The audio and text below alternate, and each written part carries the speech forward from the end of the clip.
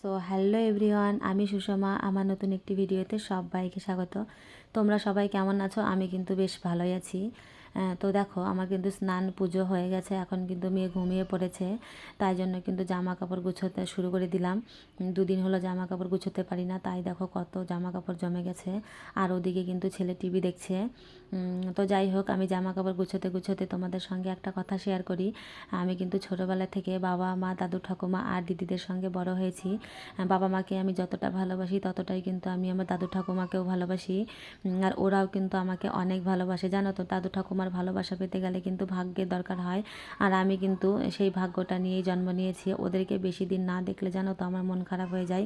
তাই কিন্তু মাঝে মাঝে আমি ওদেরকে গিয়ে দেখে আসি, আর ওদের সঙ্গে গিয়ে থাকলে কিন্তু আমি আমার বাবা মার মতো ভালোবাসাটা পাই।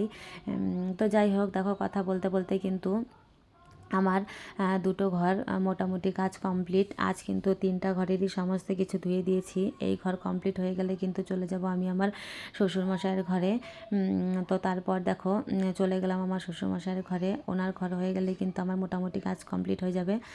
তো দেখো, এই ঘরেরও কিন্তু বিছানা চাদরটা পেতে নিলাম। এরপর কিন্তু পর্দাটা লাগিয়ে নেব। ওদিকে কিন্তু মেয়ে এখনও ঘুমাচ্ছে। আর এখনই কিন্তু এগুলো কাজ হয়ে গেলে কিন্তু ছেলেকে খাইয়ে দেবো। তো যাই হোক, আজ কিন্তু এই পর্যন্ত ভিডিও। দেখা হবে নেক্সট কোনো ভিডিওতে। বাই।